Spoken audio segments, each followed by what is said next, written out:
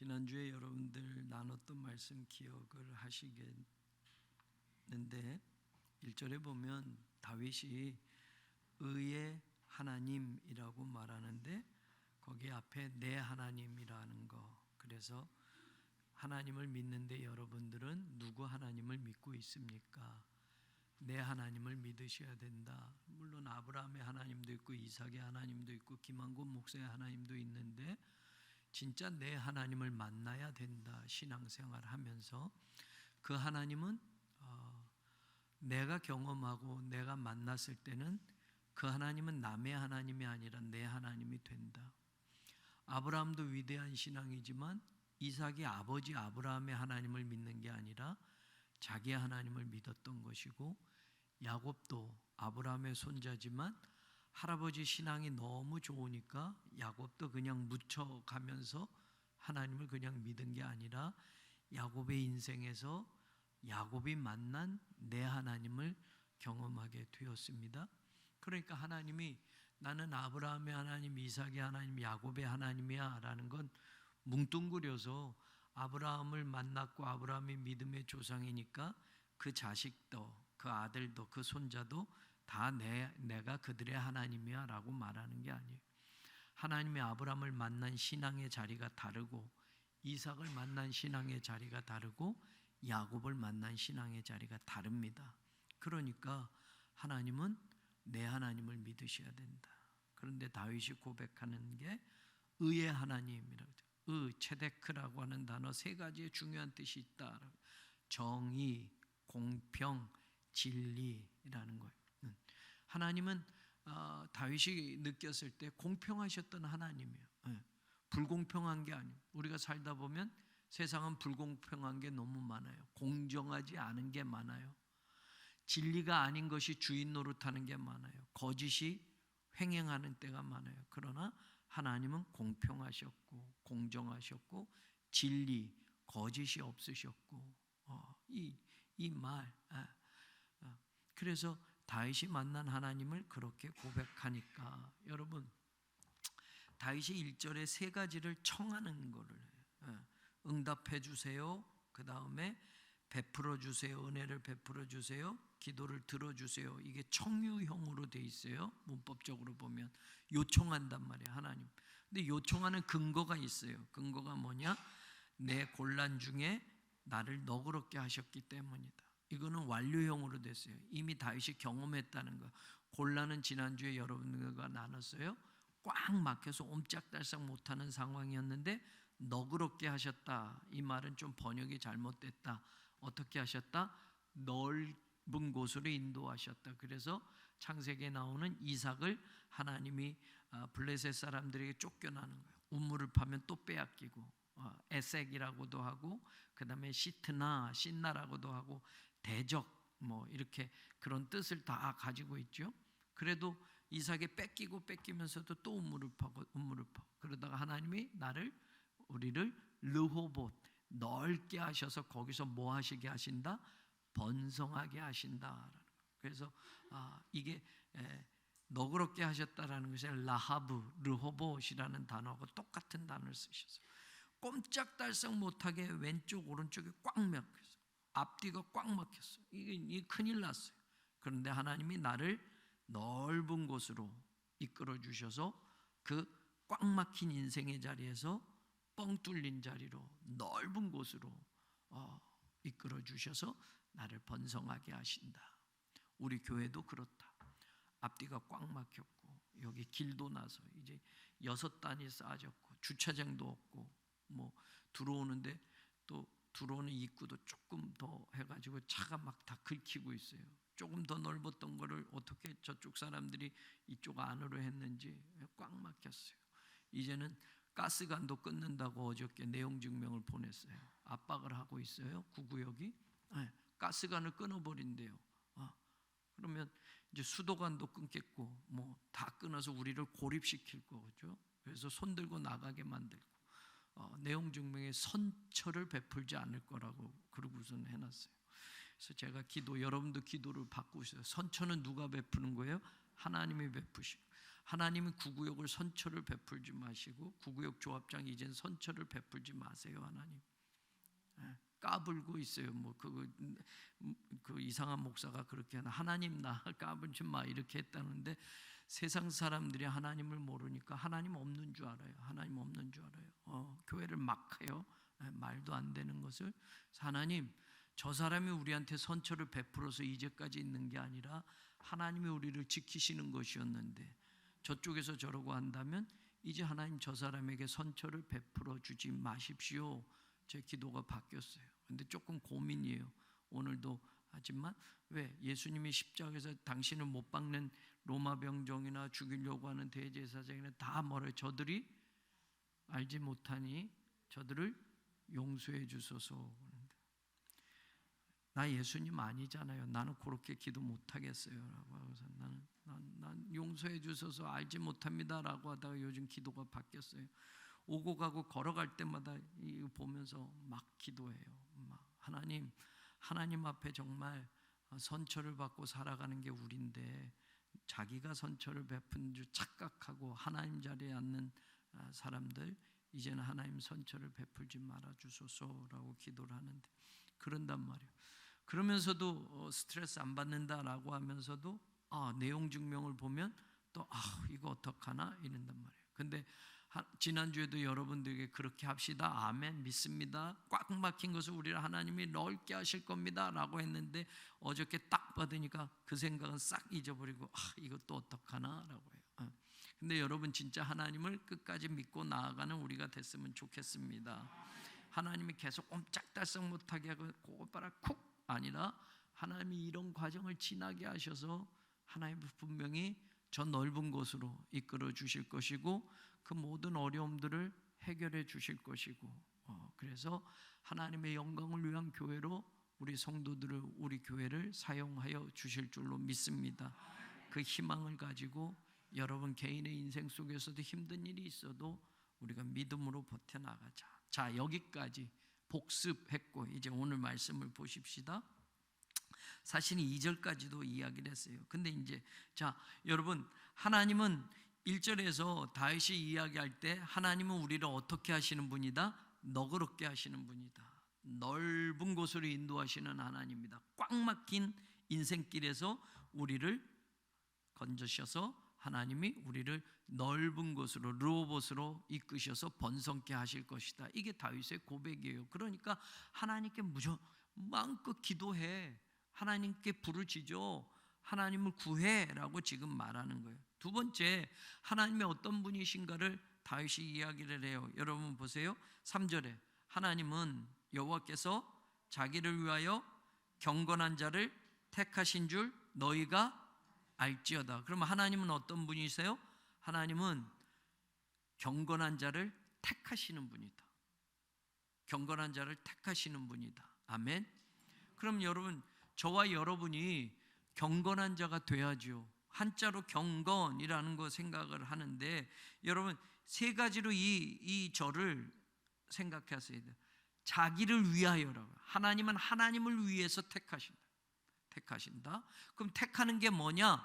여러분 구별해 놓는 거예요. 구별해 놓는 것. 네. 여러분 섞여 있는 것 중에서 이렇게 떼어놓다라는 뜻이에요. 팔라라는 뜻. 떼어놓다. 근데 여러분 떼어놓다라고 하면 조금 의미가 좀 그렇잖아요. 그냥 막 떼어놓는 거 아니고 여러분 과일을 샀는데 막 썩었어요. 귤 같은 거는 잘 썩잖아요. 겉이 막 뭐 푸르스름한 거 막 피고 그러잖아요. 그러면 여러분 그냥 놔둬요? 그걸 보고 놔두는 사람 있어요? 온전한 거를 어떻게 해요? 이렇게 떼어놓잖아요. 자, 이거는 떼어놓다라는 거 뭐 이런 뜻에서 여러분 의미가 있는 거예요. 구별하다라는 뜻이에요. 구별하다.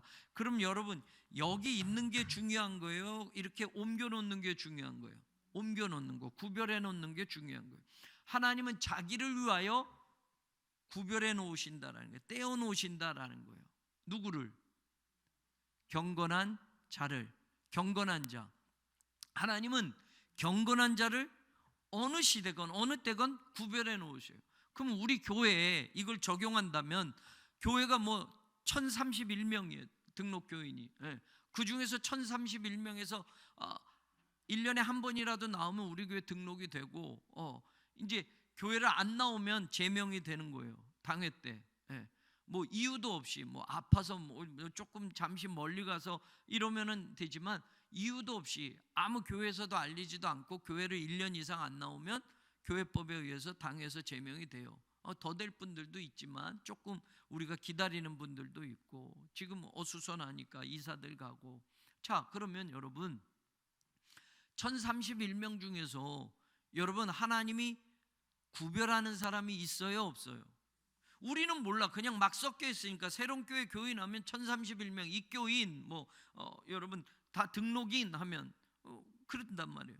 근데 하나님께서는 새로운 교회 내가 구별해 놓을 사람이 있어. 그러면 돈 많은 사람 구별해 놓고 배운 사람 구별해 놓고 대학 나온 사람 구별해 놓고 뭐 이런 거 아니잖아요. 세상은 그런 걸로 구별해 놔요. 대학 나왔느냐 뭐 부자냐 뭐 이렇게 해서 구별해 놓잖아요. 아이들도 요즘 그런 데잖아요. 뭐 어느 아파트 살아 몇 평 살아 그래가지고 자기들끼리 여러분 그렇단 말이에요. 자, 하나님은 그러면 구별해 놓은다면 자기를 위해서 구별해 놓은다면 여러분 누구를 구별하는 거예요? 누구를? 경건한 자를 구별하는 거예요. 그럼 목사도 그냥 다 목사면은 그냥 하나님이 구별해 놓는 게 아니라 목사도 어떻게 돼야 돼요? 경건해야 돼요. 자, 이 경건이라는 한자어로 우리가 생각하는데 이 경건이라는 건 하시드예요. 그래서 경건한 자니까 하시드인데 여러분 복수로 돼서 임이 붙어요. 하시딤이에요. 하시딤, 경건한 자들을 하나님이 구별해 놓으신다. 자기를 위해서. 근데 경건하다라는 게 이 하시드라는 단어가 어디서 나왔냐?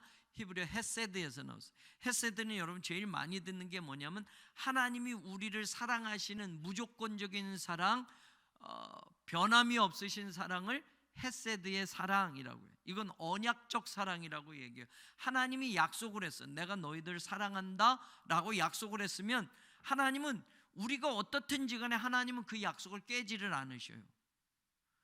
하나님이 약속을 했기 때문에 하나님이 이 약속은 끝까지 지키시는 거예요. 우리는 서로 사랑하더라도 여러분 상대방이 좀 변했다, 나도 변했다, 그럼 여러분 헤어지기도 하고 그 약속을 깨버리기도 하잖아요. 사랑해서 결혼했는데 여러분 우리가 서로 사랑이 식어지면 나눠지기도 하잖아요. 친구끼리 사귀었는데 이게 또 안 되면 우정이 깨지기도 하잖아요. 사람은 그럴 수 있어요. 근데 하나님은 난 너 사랑해 라고 했는데 우리가 하나님 마음을 아프게 해. 그럼 야, 너 사랑 취소야 라는 게 아니라는 말이에요. 하나님의 사랑은 unconditional, 무조건적이었어요. 그러니까 우리가 뭘 잘했기 때문에 나 너 사랑하고 못했기 때문에 사랑 안 해가 아니라 하나님은 조건 없이 우리를 사랑해 주신 거예요. 하나님은 그냥 우리를 사랑하신다고 하셨어요. 그러니까 하나님이 그렇게 말씀하셨기 때문에 이건 언약이에요. 하나님의 언약. 사람의 약속은 깨질 수 있어요. 그런데 하나님의 언약은 안 깨져요. 하나님이 안 깨신다고. 그래서 죽기까지 우리를 또 사랑하러 사람의 몸을 입고 이 땅에 오셨던 거예요. 그러니까 헤세드라는 게 그거예요. 그러면 이게 사람에게 있어서는 어떻게 되느냐? 하나님은 언약적 사랑으로 여러분 이 사랑은 깨지지 않는 사랑으로 끝까지 사랑하시는 헤세드라고 한다면 이게 하시딤, 우리는 언약적 충성의 사람이라는 거예요. 그러면 이 말은 무슨 뜻이냐? 어떤 사람이 경건한 사람이에요? 하나님의 말씀대로 살려는 사람. 그게 말씀대로 살았다가 해서가 아니라 말씀대로 살려는 사람, 하나님의 약속을 붙드는 사람이 경건한 사람이에요. 저와 여러분이 왜 설교를 들어요? 왜 설교를 들어요? 하나님의 말씀을 듣고 그 말씀대로 살아보려고 하니까. 지난 주간에 목사의 설교가 주일에 있었고 또 부목사님들의 설교도 있었고 쭉 있는데 여러분 우리가 100% 그 말씀 다 지키면서 살았나요? 아니에요. 그럼 우리가 모자란 건가요? 아니에요. 그 약속을 붙들고선 살아가는 거예요. 살아가는 거. 언약적인 하나님의 그 말씀은 진리인 것을 믿기 때문에, 하나님의 말씀은 거짓이 없기 때문에 그 말씀을 붙드는 거예요. 사람의 말은 거짓도 섞여 있고 여러분 진리가 아닌 것도 섞여 있어서 잘 들어야 돼요. 무조건 믿을 수 없어요. 그런데 하나님의 말씀은 다 믿어도 돼요. 손해 안 나요. 그러니까 우리는 그 부분에 있어서는 그 약속을 다 붙드는 거예요. 그 말씀을 다 믿는 거예요. 아멘. 김한권 목사의 말이 아니라 여러분이 하나님의 말씀이라고 하니까 아멘이 되는 거예요. 아멘 하면 하나님의 말씀은 진리이기 때문에 그 말씀을 아멘해서 내가 그 말씀을 먹고 그 말씀대로 살아가는 거예요. 하나님은 경건한 자를 구별해 놓으신다. 그러면 이 땅에서 저와 여러분이 경건하면 무엇과 연관이 돼야 돼요? 무엇과 연관이 돼야 돼요? 하나님의 말씀과 연관이 돼야 돼요. 이게 참 중요한 거예요. 그러니까 여러분 하나님의 말씀을 붙잡고 그 말씀대로 하나님의 말씀이니까 그게 약속이란 말이에요. 그걸 믿는 거예요. 믿는 거. 여러분 우리의 믿음이 하나님의 말씀이라고 하면 100% 믿어야 돼요. 그게 언약적 충성이에요. 그게 하시딤이 살아가는 삶이에요. 저와 여러분이 살아가는 삶의 방식에는 하나님의 말씀이 전부여야 되는 거예요. 물론 세상의 지식도 들어가고 뭐 경험도 들어가지만 하나님의 말씀의 부분에서는 100% 그거를 붙들어야 되는 거예요. 그게 경건한 자예요. 뭐 방언 기도하고 이게 경건이 아니라 하나님의 말씀은 절대적으로 붙들고 살겠다. 하나님의 말씀은 100%내 것으로 믿고 살겠다라는 게 여러분 하나님이 그런 사람을 이 세상에서 구별해 놓으시고 당신을 위해서 중요한 말씀이에요. 여러분 하나님을 위해서 그 사람을 구별해 난다는 것 쉽게 얘기하면 무슨 뜻이겠어요? 여러분이 귤 썩은 데서 온전한 걸 구별해 놓는 건 누구를 위해서 구별해 놔요? 뭐 하려고? 먹으려고. 썩으면 못 먹으니까. 자, 하나님이 자기를 위해서 구별해 놓는다는 건 뭐예요? 하나님을 위해서 사용하시겠다라는 거지. 그래야 여러분 하나님의 말씀을 붙잡고 있으니까 너 됐다? 나를 위해서 너를 쓰겠다라는 거죠. 그러니까 그렇게 구별해 놓는 거. 구별만 해놓고 그냥 썩혀 놓는 게 아니고 구별만 해놓고 그냥 내버려 두는 게 아니라 하나님이 구별해 놓고 쓰시는 거예요. 쓰시는 거. 너 요때 쓰겠다. 요때 쓰겠다. 요때 쓰겠다. 요때가 어느 때? 새로운 교회 지금 성전 건축이 어려울 때 구별해 놓은 사람을 쓰시는 거예요. 하나님의 말씀을 믿는 사람을 쓰시는 거예요. 돈 많은 사람을 쓰는 게 아니라니까. 진짜요? 하나님의 말씀을 믿고 그 믿음을 가지고 끝까지 기도하는 사람, 너 요때 쓰려고 내가 구별해 놓은 거야 라고 하는 거예요. 근데 많으면 좋겠는데 우리 생각에는 전부가 그렇게 됐으면 좋겠는데 신앙생활을 하다 보면 목회를 하다 보면 아닌 거죠. 아닌 거. 제가 이번 주에 목사님들을 만나는 모임이 있었는데 그 목사님들을 통해서 장로님들의 이야기를 들었어요. 그 교회 장로님들의 이야기. 세 부류의 장로님. 한 분은 자전거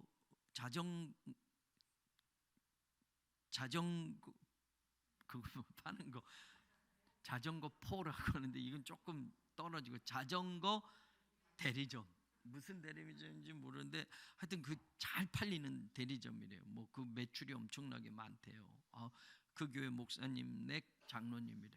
그런데 그 장로님네 여러분 어떤 엄마하고 여동생하고 고등학교 남자아이가 왔대요. 근데 고등학교 남자아이가 초등학교가 타는 자전거를 안장을 이만큼 높여가지고 그 작은 자전거를 타고 왔대. 그래서 그 엄마한테 장로님이 아이고 이거 아동학대라고 이렇게 큰 고등학생을 초등학생 자전거를 이렇게 높여서 태우는 건 이건 아동학대라고 막 그랬대요. 자전거를 사러 온 거겠죠. 그런데 그 아이가 그러더래요. 뭐 이렇게 물어보다가 우리 아빠가 가난한 개척교회 목사님이셔서 이거 타는 거예요 라고 하더래요. 그러니까 장로님인데 이제 그 사람들은 장로인지 모르잖아요. 그러니까 마음이 너무 아팠대요. 나는 이제 그 이야기를 기대하면서 이 장로님이 정말 자전거 한 대 그냥 좋은 거 공짜로 주시는 얘기일까? 근데 그 형님 목사님이니까 이제 기다려 보는 거죠 말을. 그래서 그 장로님이 그 아이한테 그랬대. 그랬구나.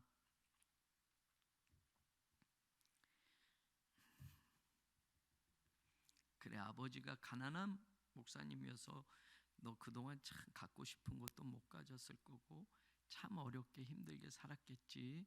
아버지가 가난한 목사님이니까. 근데 오늘 아버지가 가난한 목사님이기 때문에 내가 너한테 선물을 줄게. 그리고 자전거 좋은 걸 한 대를 공짜로 줬대요. 너무 은혜롭죠. 멋있는 장로님 아니에요? 아유, 내가 이거 20만 원인데 20% TC 해줄게요. 뭐 이런 장로도 있을 거 아니에요. 돈 버는 장로. 저는 우리 교회 장로님들 좀 멋진 장로님 됐으면 좋겠어요. 피아노 대리점을 해. 근데 여러분 교회가 새로 지어.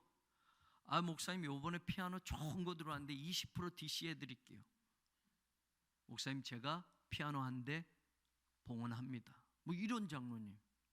그리고 교회에 있는 피아노는 내가 평생 조율해 드립니다. 뭐 이 정도 돼야 되지 않겠어요? 야, 우리 교회 피아노가 20대니까 요거 매 한 석 달에 한 번씩 제가 조율사 보낼 테니까 조금 깎아서 해드릴게요. 뭐 이런 장로도 있을 수 있고 말이에요. 이런 멋있는 사람 되세요. 멋있는 사람. 경건한 사람이 되세요. 경건한 건 뭐야? 하나님의 말씀대로 사는 사람 아니겠어요? 네? 그 아이에게는 아버지가 가난한 목사고 개척교회 목사에서 참 힘들게 살았는데 아버지가 가난한 목사라는 것에 그 아이의 아마 그 아이의 고등학생까지 그렇게 큰 선물은 처음이었을지 모르겠어요. 아, 그 아이에게 꿈이 또 되잖아요. 하나님의 선물로도 여겨지잖아요. 또 한 분의 장로님, 다른 친구 목사님이에요. 장로님이 이런 큰 무슨 이런 부동산 개발하는 어디 저기 시골에 땅 크게 사가지고 거기에 집을 지어서 막 팔고 막 이러는.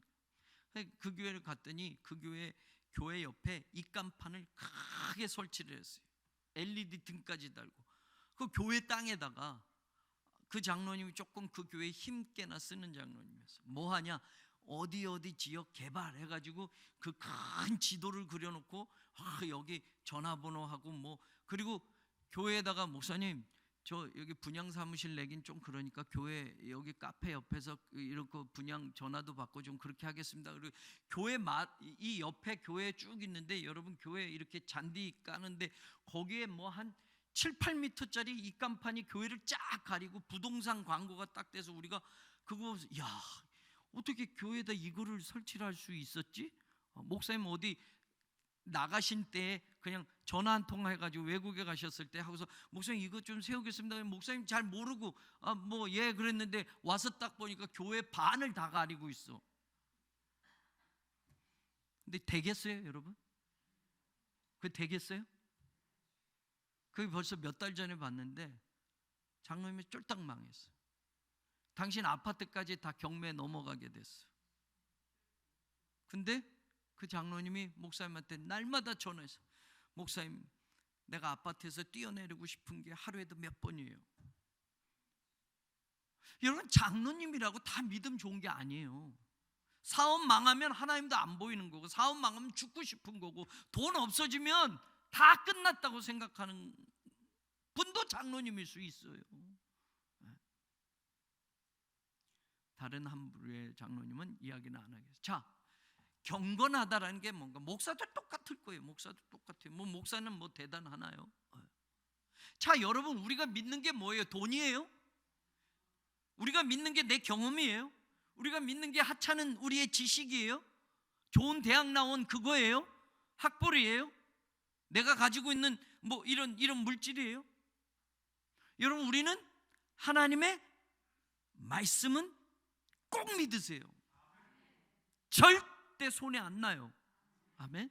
시간이 걸릴 뿐이고 아니 내가 생각하는 대로 안 돼도 하나님의 말씀은 반드시 그냥 헛되이 돌아옴이 없이 반드시 이사야 선지자의 말처럼 성취하시는 거예요. 하나님의 뜻을 이루고 그 말씀은 우리에게 그것을 보여주게 돼 있어요. 교회가 어려워요. 여러 가지 곤란한 것들이 많아요. 목사로서 여러분들 우리 교회를 대표하면서 여러 가지 이걸 결정하고 장로님들과 해나갈 게 있어요. 앞이 안 보이는 때도 있어요. 꽉 막힌 때도 있어요. 그런데 여러분, 제가 제 하찮은 지식을 믿나요? 네? 뭘 믿어요? 하나님의 말씀만은 믿자라는 거예요. 하나님의 말씀. 하나님의 말씀이니까 그거는 믿는 만큼 손해가 아니에요. 믿는 만큼 수지 맞는 거예요. 저도 여러분도 그렇게 사십시오. 사업이 망해서 하루에도 몇 번씩 아파트에서 뛰어내려 죽고 싶다는 장로님, 그동안의 믿음은 어디 갔냐고. 자전거 한 대 한 대 팔아서 돈 벌 거 궁리하면 여러분, 아버지가 가난한 목사님이다라는 것도 아무 생각이 안 들고 자전거 한 대 더 팔아서 돈 챙기겠죠. 여러분, 경건한 사람은 하나님의 말씀의 능력을 믿는 거예요. 하나님이 그런 사람을 떼어놓습니다. 그러면 그 사람들이 어떻게 사는 거예요? 하나님을 위해서 살도록. 그래서 경건한 자를 떼어놓으시고 구별해 놓으셔서 그들이 어떻게 되느냐, 여러분 5절에 보세요. 5절에 다른 건 다 빼고, 의의 제사를 드리고 여호와를 의지할지어다. 여러분, 경건한 사람, 하나님의 말씀을 붙드는 사람은 의의 제사를 드리는 거예요. 왜? 아까 다윗이 내 하나님은 어떤 하나님이라고 얘기했어요? 의의 하나님이랬죠. 이 의와 의의 제사의 의가 같은 단어, 체데크 같은 단어예요. 그러면 여러분, 의의 하나님이니까 내 예배도 의의 예배가 돼야 돼요. 근데 이 제사라고 하면 sacrifice, 희생 제사로 생각하는데 여기서는 구약의 그 제사를 말하는 게 아니에요. 다윗이, 여러분 지금은 제사하면 예배도 될 수 있고 이렇게 됐지만 구약 시대 땐 제사하면 무조건 동물을 죽여서 대신 드리는 이 제사만 생각하는데 다윗은 그 제사를 말하는 게 아니에요. 의의 제사라는 말을 하네. 의의 하나님께 드리는 제사는 의의 제사다라고 말해요. 우리가 교회 와서 예배 드리는 거, 주일에 11시에 모이고 9시에 모이고 7시에 모여서 예배 드리는 거, 찬송 부르고 설교 듣고 헌금하고, 이게 예배가 아니다라고 이야기한다면 여러분, 뭐가 예배예요? 삶이 예배여야죠.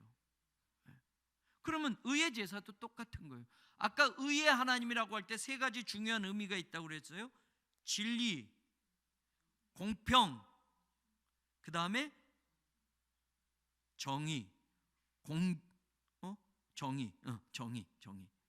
그러면 의의 하나님께 드리는 의의 제사는 뭐예요? 내가 거짓되게 안 사는 거예요. 진리를 붙들고 사는 거예요. 그게 하나님의 말씀이니까. 의의 하나님인데 하나님의 말씀이 거짓이 섞여요? 그럼 믿지 못하는 거지.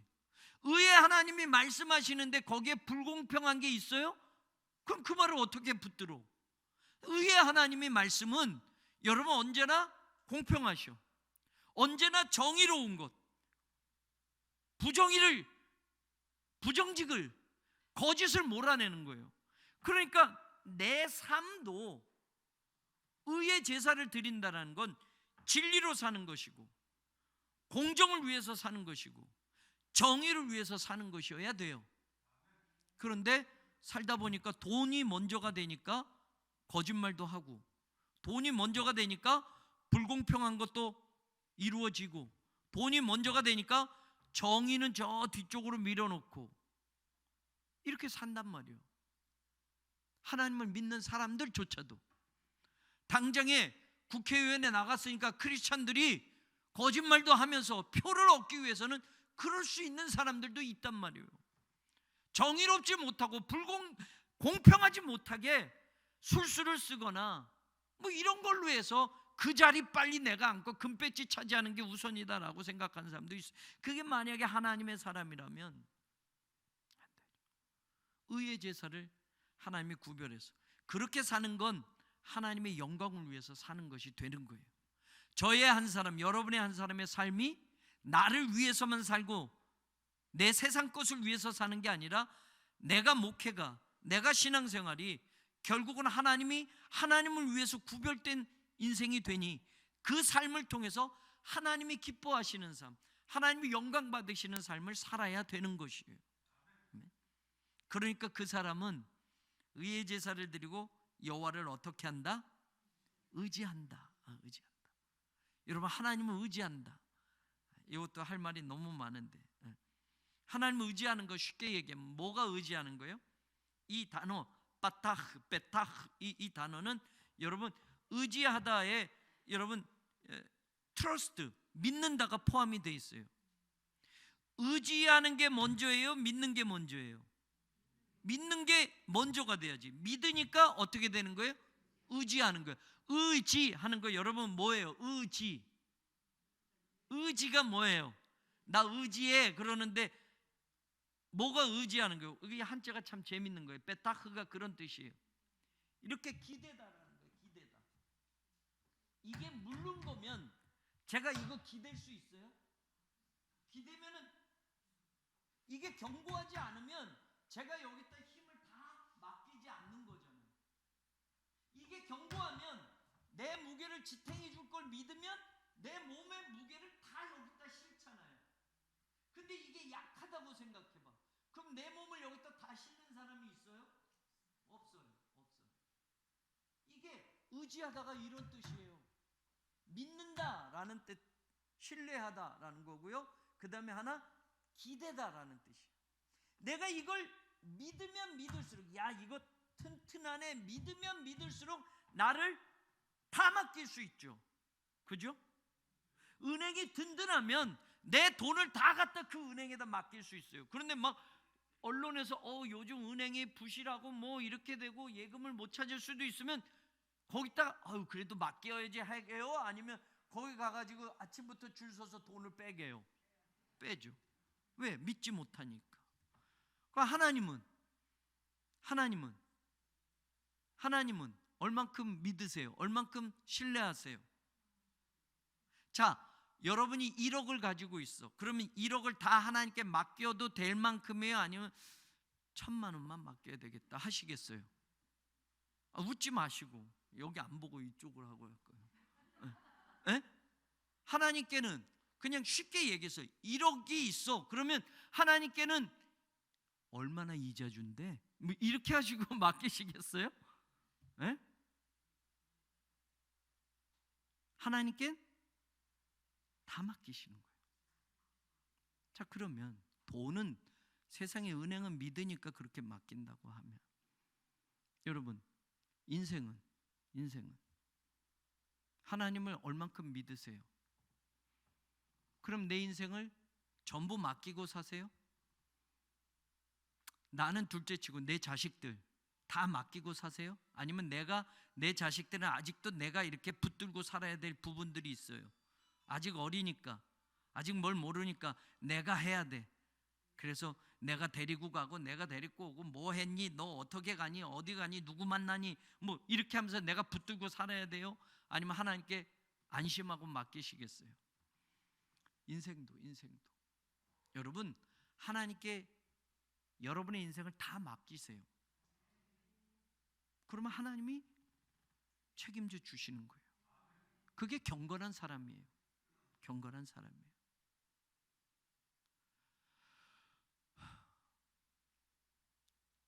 다 맡기는 거죠. 안 맡길 게 뭐가 있어요? 하나님께는 의지하다가 그거예요. 내가 의의 제사를 드리고 여호와를 의지할지어다. 하나님께 나 다 믿으니까 하나님께 나 다 기댈게요.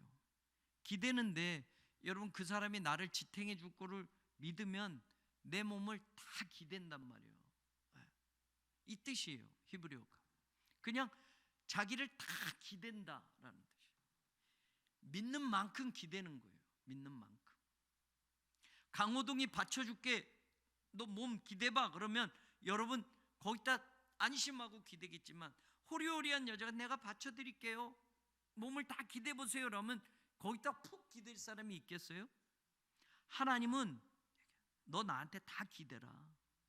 내 어깨 기대, 내 가슴에다 기대, 다 기대.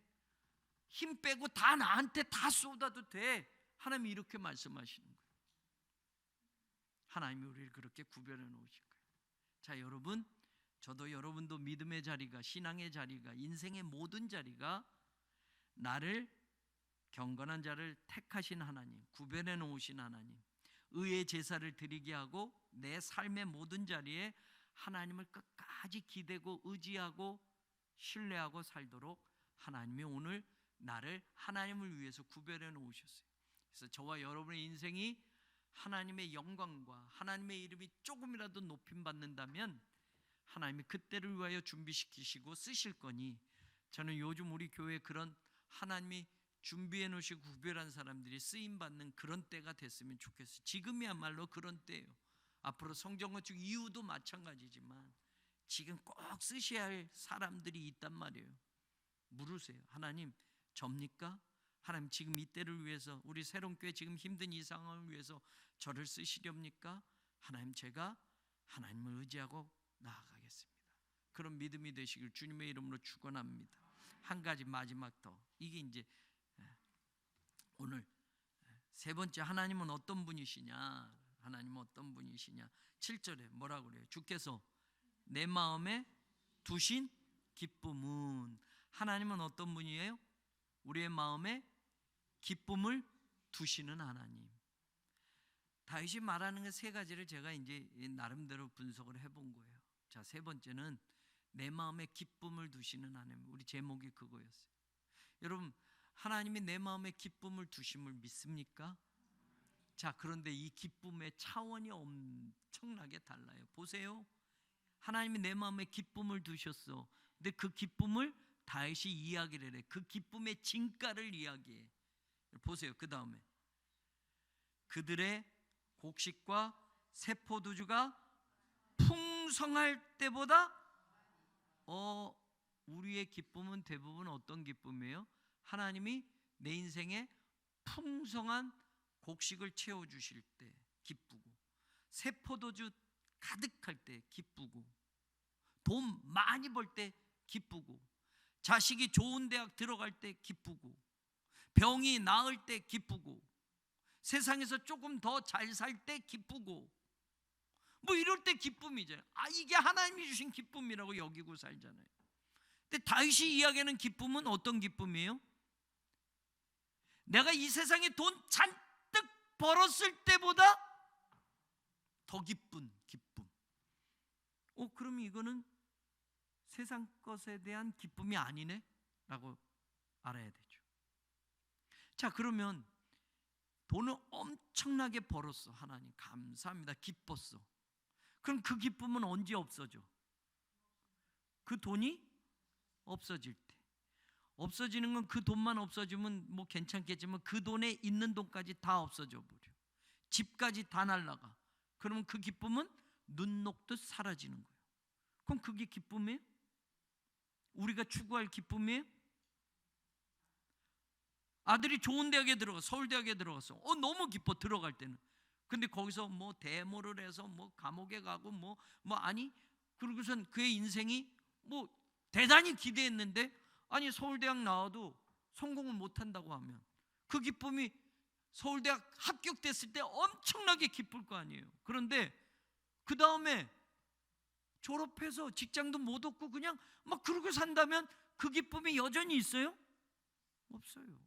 한번 잘 생각해 보시죠. 내가 예수님 믿고 기뻤던 것들이 언제 기뻤는가? 내가 하나님 믿고 살면서 기뻤던 것들이 어떤 기쁨이었는가? 세상 것이 있어서 기쁘고 없어서 슬프고, 그거는 하나님 믿지 않아도 세상 사람들도 똑같아요. 돈 많이 벌면 세상 사람들도 기쁘잖아요. 부처님이 벌게 해줬다고 생각하면 불자들은 또 기쁘고 시주하고. 하나님 안 믿어도 지금 우리가 포도주가 엄청나게 수확이 됐어, 이스라엘 땅에는. 그래서 포도주 수확이 엄청나서 돈을 엄청나게 벌어. 곡식을 많이 거둬들였어. 그럼 엄청난 기쁨이야. 그래서 기뻐. 하나님 감사합니다. 올 한해 추수가 돼서 너무 풍성해서 감사합니다. 그런데 여러분, 그 다음 해가 흉년이야. 그럼 그 기쁨이 그대로 작년에 풍성하게 수확한 게 그 기쁨이 흉년의 때 그대로 남아 있어요? 없어요. 그럼 여러분, 우리가 신앙생활하면서 추구해야 될 기쁨은 어떤 기쁨이에요? 다윗은 이 기쁨을 알았다니까. 나 같은 사람이 어떻게 이스라엘의 왕이 됩니까? 하나님 기도했잖아요. 그러면 여러분, 아들이 반역을 해서 쫓겨나면 그 기쁨은 사라지는 거겠죠. 밧세바를 범해서 자기 충실한 부하를 죽이는 일까지 자기가 했어요. 그럼 여러분, 그 왕을 왕좌에 앉았기 때문에 그런 나쁜 짓까지 벌이고 있었다면 차라리 왕이 되지 말 것을, 왕이 안 됐으면 그런 살인하고 그리고 여러분 거짓말하고 이런 죄는 안 졌을 거 아니에요. 다윗의 인생 속에서 오늘 고백하는 거예요. 하나님이 내 마음에 두신 기쁨은 세상 것이 있어서 기쁘고 없으면 사라지는 그런 기쁨이 아니단 말이에요. 아멘. 그럼 이 기쁨은 어떤 기쁨? 우리가 이런 차원의 기쁨을 누릴 수 있기를 주님의 이름으로 간절히 축원합니다. 이 기쁨은 시무하라는 단어예요. 시무하. 여러분, 이 기쁨을 똑같은 단어 어디서 이야기하는지 아세요? 우리가 잘 아는 말씀인데 스바냐서 3장 17절 보세요 한번. 스바냐 3장 17절. 나움, 하박국, 스바냐. 너의 하나님 여호와가 너의 가운데 계시니 너는 구원을 베푸실 전능자, 그는 구원을 베푸실 전능자이시라. 그가 누가? 하나님이 너로 말미암아 기쁨을 이기지 못한다. 이기지 못하는 게 뭐예요? 진다 이런 뜻이 아니잖아요. 기쁨이 넘친다. 이 이기다라는 이 단어가 기뻐하다라는 똑같은 또 다른 단어예요. 기쁨이란 단어는 시무하라는 단어, 아까 여기 시편 4편에 나오는 하나님이 두신 기쁨과 같은 단어고, 이기지 못한다라는 것도 즐거워하다, 기뻐하다라는 동사에서 나오는 거예요. 기쁨이 또 기뻐. 여러분, 하나님이 뭐 때문에 기쁘다고요? 너로 말미암아. 그럼 여러분, 하나님의 기쁨은 뭐예요? 하나님의 기쁨은 뭐예요? 우리 존재에 대한 기쁨이에요. 우리와의 관계에 대한 기쁨이에요. 우리가 뭘 하나님께 헌금을 많이 해서 기쁘다, 우리가 뭐 착한 일을 해서 기쁘다가 아니라 그냥 우리 자체. 이 기쁨을 보려면 자식 날 때 말고, 저는 아직 모르겠는데 우리 권사님들, 장로님들 또 손주 나가지고 자식 대학은 또 다르대잖아요. 손주 막 태어나서 그냥 손주라는 것만 봐도 기쁜 거. 얘가 뭐 앞으로 서울대학교 가서 기쁜 게 아니고, 얘가 앞으로 유명한 사람이 돼서 기쁜 게 아니라 그냥 내 손주라는 것만, 이 존재 자체만으로도 막 기쁜 거. 아멘. 제가 아는 어떤 목사님이 있어요. 큰 교회 목사님이세요. 손주를 낳으니까 그 아들이 미국에 살아요. 근데 여러분, 크리스마스 그 바쁜 교회, 그 큰 교회에서 여러분 손주가 보고 싶어서 비행기 타고 워싱턴까지 가서 손주 보고 왔어요. 큰 교회 목사님. 손주 보고 싶어서 비행기 타고 갔다 왔다니까요. 나는 돈도 없고 뭐 이렇게 했지만, 근데 그런 거래요. 몰랐대요. 그때는 아들 낳을 때는 전혀 그런 거 몰랐대요. 목회도 바쁘고 힘들고 뭐 그런 느낌 없었대요. 근데 손주를 낳을 때는 그 손주가, 그래서 다 이거 핸드폰이 다 손주 사진으로 바뀌잖아요. 내가 그럴 줄 몰랐대요. 교인들도 우리 목사님이 저럴 줄 몰랐다. 저도 그런 날이 빨리 왔으면 좋겠는데, 우리 권사님들, 장로님들이 이미 다 그냥 존재 자체예요. 내 손주. 하나님이 우리로 말미암아 기쁘고 기쁘단 말이에요. 기쁘고 기쁘다. 이 기쁨, 시므아의 기쁨. 오늘 다윗이 말하는 기쁨은 그게, 하나님이 내게 두신 기쁨은 하나님이 뭘 줘서 기쁜 기쁨이 아니라고. 하나님이 뭐 세상과 이만큼 채워줘서 주신 그 기쁨이 아니라고. 내가 하나님과의 관계 속에서 얻는 기쁨, 그런 기쁨을 누릴 수 있는 제가 되고 여러분 되기를 주님의 이름으로 축원합니다. 이거 시편 또 있고 또 있는데 7시 58분. 그냥 조금 여운이 있어야 그것도 이 다음 편에 다음 주에 계속 아니에요. 이제 끝낼 거예요. 요거는. 이게 근데 아직 하고 싶은 말이 많은데 그냥 여러분 상상에 맡기겠어요. 연속극도 뭔가 이렇게 해서 끝나야 조금 아쉽고 저것도 다시 안 나오나 그래. 나만 착각인가? 이거 진짜 뒤에 할 말 진짜 많거든요. 근데 안 할 거야. 그냥 요런 거. 그 기쁨을 하나님이 우리에게 두셨어. 그 기쁨이 뭔지를 더 설명하고 막 하면 조금 더 속이 시원할 것 같은데 안 할 거예요. 그냥 아쉬움도 감고 조금 그러고서도 살아보시는 거예요. 뭐 언제 또 다시 시편 돌아올 때 이 말을 할 수 있을 땐 또 하겠지만, 사랑하는 여러분, 세 가지 중요한 이야기를 2주에 걸쳐서 나눴어요. 저도 은혜를 받아요. 시편 늘 했던 말씀이고 또 다시 묵상했고 계속 왔는데, 여러분 여기에 보시면 진짜 안 보일 정도로 새까맣게 막 또 은혜 받으면 또 써놓고 또 써놓고 또 써놓고. 저도 은혜를 받아서 기쁘게 여러분들에게 전하는 거예요. 이 말씀을 듣는 여러분에게도 하나님이 하시고 싶은 그 말씀만 콕콕 들어지기를 간절히 소망합니다. 그래서 이 시대에 말씀이 나를 살리고 말씀이 우리 교회를 더 세우고 그 말씀의 능력이 우리에게 보여지는 그런 교회가 되고 목사가 되고 성도가 되기를 우리 주님 예수 그리스도의 이름으로 간절히 축원합니다. 성부, 성자, 성령 삼일째 하나님의 은혜, 사랑, 그 능력이 오늘도 하나님의 말씀을 믿고 의지하고 나아가고자 하는 사랑하는 우리 새롬교회 성도들 위해 영원히 함께하여 지기를 간절히 축원하옵나이다. 아멘.